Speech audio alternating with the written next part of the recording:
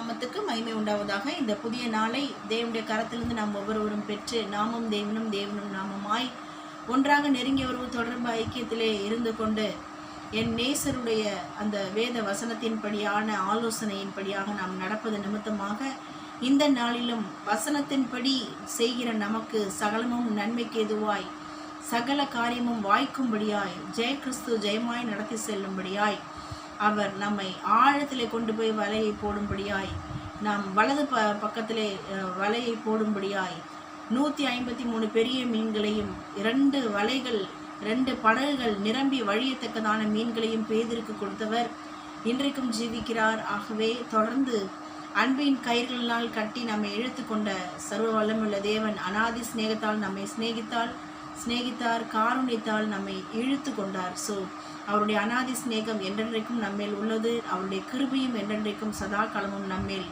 தங்கியிருக்கிறது. ஆகவே நம்மோடு தங்கியிருக்கிற கர்த்தராலே இந்த நாளிலே நாம் முற்றும் ஜெயம் கொள்வோம். இந்த நாளை தந்த நம்முடைய நேசருக்கு இருதயத்தின் ஆழத்திலிருந்து நன்றிகளை செலுத்தி இந்த சத்தத்தை கேட்கிற உங்கள் ஒவ்வொருவரையும் பிதா குமாரன் பரிசுத்தாவின் நாமத்தினாலே ஆசீர்வதித்து வாழ்த்துகிறேன். இன்றைக்கு கர்த்தர் ஆதாரமாய் கொடுத்த வேத வசன பகுதி நீதிமொழிகள் 12:3 சொல்கிறது, The root of the righteousness shall not be moved.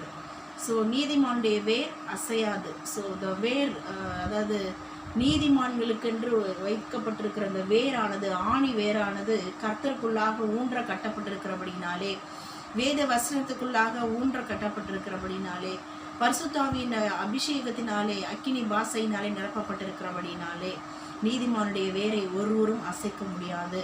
So however the root of the righteousness shall not be moved. That's what our looking at today. Number 1, Noah அப்புறம் அவருடைய குடும்ப அங்கத்தினர்கள் யாவரையும் கர்த்தர் இது பேழைக்குள்ளாக வைத்து பாதுகாத்தார். ஏன்னு கேட்டோம்னா நோவா வந்து ஒரு கர்த்தருடைய பார்வைக்கு நீதிமானாய் காணப்பட்டான். அதனால கர்த்தர் நோவாவையும் நோவா குடும்ப அங்கத்தினர்களையும் நோவாவுடைய நீதி நிமித்தமாக இங்கு எழுதப்பட்டிருக்கிறது. Noah plus his family members was in ark since they are the righteous before God.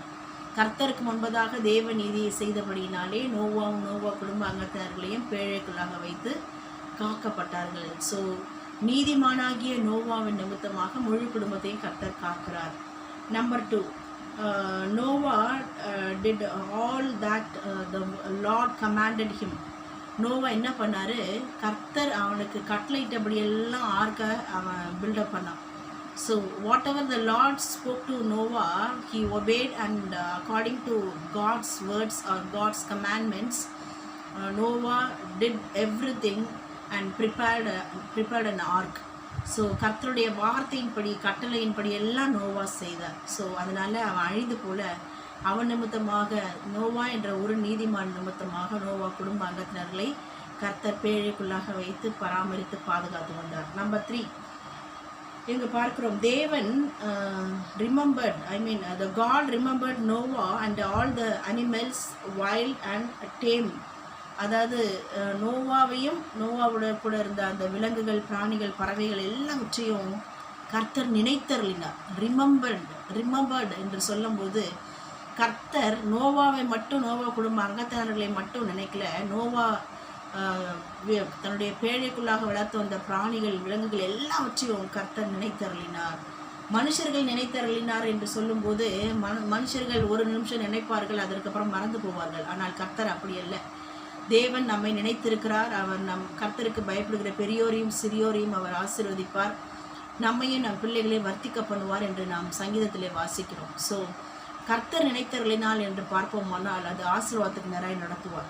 So நோவாவையும் Noah குடும்ப அங்கத்தினர்களையும் சகல பிராணிகள் அனிமல்ஸ் எல்லாவற்றையும் கர்த்தர் நினைத்தருளினார். 4வது பார்க்கிறோம், and you be fruitful and multiply, increase greatly on the earth and multiply in it. அதாவது நீயும் உன் பிள்ளைகள் குடும்ப அங்கத்தினர்களும் பல்கி பெருகி பூமி எங்கும் வர்த்திக்க பண்ணப்படுவீர்கள் என்று நோவா தேவனிடத்திலிருந்து வாக்குத்தத்த வார்த்தையாக ஆசீர்வாதமான வார்த்தையை பெற்றுக்கொள்கிறான். நீயும் உன் சந்ததியாரும் பல்கி பெருகி வர்த்திக்க பண்ணப்படுவீர்கள் என்று கர்த்தர் நோவாவையும் நம் குடும்ப அங்கத்தினர்களை கர்த்தர் ஆசீர்வதிக்கிறார். ஸோ இங்கு பார்க்கிறோம் ஒரு நீதிமான நிமித்தமாக எத்தனை ஆசீர்வாதங்கள் ஃபாலோ பண்ணி வருகிறது பாருங்கள். ஸோ கர்த்தர் நோவாவையும் நோவா குடும்ப அங்கத்தினர்களையும் பல்கவும் பெருகவும் பண்ணினார். Number 5th, the sign of covenant for all generations to come. I have set rainbow in the clouds between me and earth. அதாவது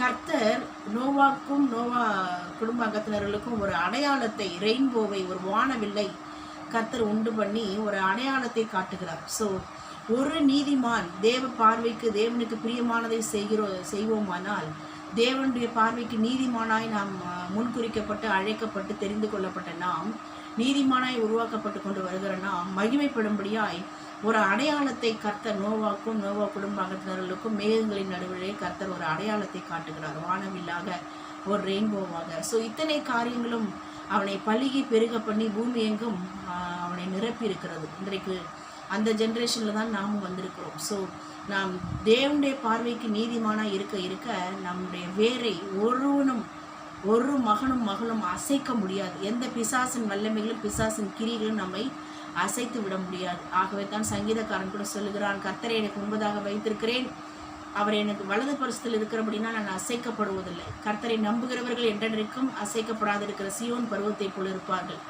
ஸோ கர்த்தரை முன்பதாக வைத்திருக்க அசைக்கப்படாத ஒரு ரூட்டு, நம்மளோட ரூட்டு வந்து வசனத்துக்குள்ளே, பரிசுத்த ஆவியானவருக்குள்ள, தேவனுக்குள்ளாக இருக்கிறபடினாலே அந்த வேரை ஒருபோதும் யாரும் பிடுங்கவும் முடியாது, அசைக்கவும் முடியாது.